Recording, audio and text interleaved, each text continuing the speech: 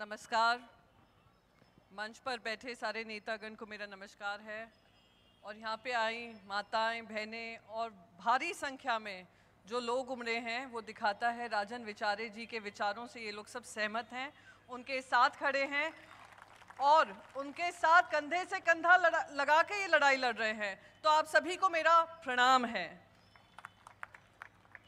3 शब्दों से शुरू करूंगी। पहले 3 बार आप सबसे एक रिक्वेस्ट करूंगी, जोर से बोलिए, जय महाराष्ट्र, जय महाराष्ट्र, जय महाराष्ट्र। ये ना दादर तक राज ठाकरे जी के घर तक जाना चाहिए। ये ना वो मस्के जी हैं जिनको खसकने का काम आप लोग कराने वाले हैं, उनके कानों तक जाना चाहिए। पता है क्यों? पता है क्यों? क्योंकि ये जो उम्मीदवार खड़े हैं राजन विचारे जी के खिलाफ, वो उम्मीदवार भारतीय विद्यार्थी सेना राज ठाकरे जी के अंतर्गत साथ में रहकर उन्होंने उत्तर भारतीयों को पीटने का काम किया होगा कल्याण में, तो वो उनके भागीदारी साथी थे। और वही मस्के कल उनको मंच पे रखकर उन्होंने आप सभी के लिए क्या क्या नहीं कहा होगा। क्या आपको कबूल है? क्या आपको कबूल है? क्या ये दुर्भाग्यपूर्ण है? मैं कहती हूं हाँ, मैं अमराठी हूं, पर आज मेरा हर एक कतरा, हर एक खून अगर बहेगा तो महाराष्ट्र के लिए बहेगा। हर काम मेरा होगा तो महाराष्ट्र के लिए होगा और हर बोल मेरे होंगे तो महाराष्ट्र के लिए होंगे, महाराष्ट्र के भूमि पुत्र के लिए होंगे। क्योंकि हम जानते हैं अमराठी होने के साथ साथ हमारे साथ एक बड़ी जिम्मेदारी है। और जो आनंद दुबे जी ने बहुत अच्छे से कहा, मेरे पिताजी माताजी आए थे उत्तर भारत से, मेरे माताजी पिताजी मथुरा से आए थे। वो इसलिए नहीं आए थे क्योंकि उनको आकर यहाँ की सबकी संपत्ति खींचनी थी, वो इसलिए आए थे क्योंकि वो जानते थे महाराष्ट्र में उनको सही सम्मान मिलेगा, वो जानते थे महाराष्ट्र में उनको सही जो अपॉर्चुनिटीज हैं मिलेंगी। मेरे पापा, हम लोग 4 बहन और 1 भाई हैं। सब कहते हैं अरे हम लोग गरीबी से उठकर आए। अरे हमारे परिवार भी गरीबी से उठकर मथुरा से मुंबई आकर उन्होंने जो सपने संजोए थे, मुंबई ने उसको पूरा किया, महाराष्ट्र ने उसको पूरा किया। और मैं जानती हूँ यहाँ पे एक एक परिवार खून पसीने की मेहनत कर कर महाराष्ट्र के लिए सांस लेता है, महाराष्ट्र के लिए जीता है, महाराष्ट्र के लिए मरने को तैयार होगा। मैं 2 चीज यहाँ पे कहूंगी। मैंने आपको नरेश मस्के जी का तो बता ही दिया है क्या वर्णन है। कुछ दिन पहले राजन जी शायद पता है कि नहीं, मैंने जो स्पीच दी थी जिसके बारे में आप सबने वर्णन किया है, मैंने कहा गद्दारी होगा, माथे पे गद्दारी तो लिखेगी ना। अब मीर जाफर की औलादे कहती हैं, 9वीं 10वीं उनकी पीढ़ी है, वो कहते हैं एक ही हम कलंक अपने सर से नहीं मिटा पा रहे। 250 साल पुरानी ये बात बता रही हूँ, 250 साल से जो पीढ़ियाँ चली आ रही हैं, वो कहती हैं हम बताते नहीं हैं हम मीर जाफर के परिवार के हैं, क्योंकि वो गद्दारी का सिक्का हमारे सर पे है। उनको दीवार की एक डायलॉग से तकलीफ हुई, तो मैं दीवार का एक और डायलॉग सुनाकर जाऊंगी आज। और क्योंकि आज मैं थाने में हूं, क्योंकि आज मैं एकनाथ शिंदे जी की कॉन्स्टिट्यूएंसी में हूं, इसलिए मैं बोलूंगी। दीवार में एक और डायलॉग था, 2 भाई आपस में खड़े होते हैं, वो कहते हैं मेरे पास ये है, वो है, फलाना है, ढिमका है। तो यहाँ पर एकनाथ शिंदे कहते हैं मेरे पास 50 खोखे हैं, मेरे पास लेक्सस गाड़ी है, मेरे पास हेलीकॉप्टर है, एरोप्लेन है, तुम्हारे पास क्या है राजन जी?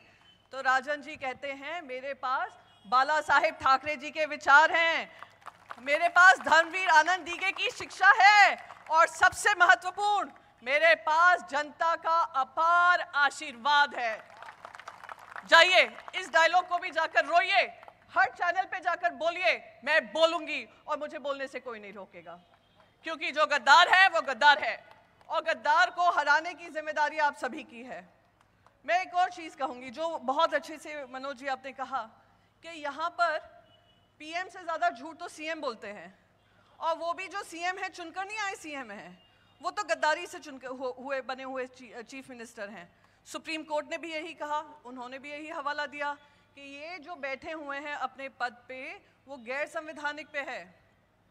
तो इसलिए मैं आपको कहना चाहती हूँ जो संविधान को तोड़ मरोड़ कर सत्ता में बैठे हुए हैं, वो बाबा साहेब अंबेडकर जी के विचारों के खिलाफ काम कर रहे हैं। वो बाबा साहेब अंबेडकर जी, वो महामानव, वो भारत रत्न जो महाराष्ट्र की भूमि से जन्मे हैं, जिन्होंने देश के लिए एक प्रगतिशील संविधान दिया है। और ये लोग जो 400 पार का नारा बोलते हैं, क्यों बोलते हैं, आप सबको समझ में आ रहा होगा। पहले वो मराठाओं और ओबीसी में लड़ाई कराते हैं, फिर वो जातियों में लड़ाई कराएंगे, पहले धर्म की लड़ाई लड़ते हैं, फिर जातों की लड़ाई कराएंगे, फिर धीरे धीरे कर रिजर्वेशन हटाएंगे और 2025 तक रिजर्वेशन हटा देंगे। ये उनकी भेंट होगी अपने आरएसएस को, जो 100 साल पूरे करने जा रहा है 2025 में। इसलिए बहुत महत्वपूर्ण है। कुछ दिन पहले नरेंद्र मोदी जी, मैंने कहीं सुना, इंटरव्यू दे रहे थे कि मैंने भ्रष्टाचार मिटाने का काम किया। अरे मुझे बताओ, उनसे ज़्यादा भ्रष्टाचारी कौन है? जो पूरी पार्टियों के पैसे खा गए हों, इलेक्ट्रल बॉन्ड्स के माध्यम से अपने जेब भरे हों, और फिर कहते हों। और याद है आपको 2016 में 8 नवंबर को उन्होंने क्या आकर भाषण दिया था? मित्रों, ये जो नोटबंदी करने जा रहा हूं, उससे देश में भ्रष्टाचार खत्म करूंगा, काला धन खत्म होगा। पर क्या किया? अभी कुछ दिन पहले भाषण देते देते बोलते हैं कि टेम्पो भर भर के काला पैसा अडानी और अंबानी का जा रहा है कांग्रेस पार्टी के दफ्तर। अरे भाई साहब, ईडीआईटी सब आपके हाथ में। ईडीआईटी क्या सिर्फ हमारे कार्यकर्ताओं के लिए लगाई है? ईडीआईटी सिर्फ हमारे नेताओं के लिए लगाई है? ईडीआईटी सीबीआई सिर्फ हमारे विपक्षी नेताओं के लिए लगाई है? लगाइए, ईडीआईटी को भेजिए। और मैं तो कहती हूँ, सबसे पहले आपको तो जासूसी करने का आपका इतिहास है, जासूसी करते हैं तो पता लगाइए कौन से टेम्पो में क्या गया। और सबसे महत्वपूर्ण, टेम्पो में काला धन भर भर कर आ रहा है। वो काला धन तो आपने 2016 में खत्म कर दिया था। तो क्या हुआ वो काले धन का, नरेंद्र मोदी जी? ये वही है। मैं आपको एक और चीज़ बताऊं, आपने चाइनीज़ खिलौने देखे? वो जो रंग बिरंगे होते हैं, उसमें लाइट आती है और आवाज़ अच्छी अच्छी आती है, और हमारे बच्चे आकर्षित होते हैं, कहते हैं मम्मी मम्मी, पापा पापा, मुझे ये खरीद कर दो। आप उनको खरीद कर दे देते हैं क्योंकि सस्ता होता है, अच्छा दिख रहा है, लाइट आ रही है, साउंड आ रहा है, और 2 घंटे बाद वो खिलौना चलना बंद हो जाता है। ये इनकी जो मोदी जी की गारंटी है ना, ये वो चाइनीज़ खिलौना ही है। आपको बहुत आकर्षित बताती है, अरे मैं आपके लिए ये करूंगा, 15 लाख आपके अकाउंट में लाऊंगा, ये करूंगा, भ्रष्टाचार खत्म करूंगा, महिलाओं का सम्मान करूंगा, महंगाई खत्म कर दूंगा, पेट्रोल के दाम कम कर दूंगा, रुपये के रेट बढ़ा दूंगा, डॉलर के दाम खत्म कर दूंगा। और फिर जब जीत कर आ जाते हैं, हम सबको उन्होंने ये सारी बातें बताई, जब जीत कर आ जाते कहते अरे ये तो जुमला था, मैंने तो वोट पाने के लिए काम किया था। 10 साल हो गए हैं मोदी जी, अब जुमलेबाजी जनता को भी दिख रही है। महंगाई की चोट हर जनता के ऊपर पड़ी हुई है, आमदनी की चोट पड़ी हुई है, बेरोजगारी की चोट पड़ी हुई है, किसानों को चोट लगी हुई है, आपके अधिकारों को, संविधान के और प्रजातंत्र के असूलों को चोट पड़ी हुई है। ये सारी चोट पे मलहम लगाना ज़रूरी है, इसलिए राजन विचारे जी को जिताना ज़रूरी है।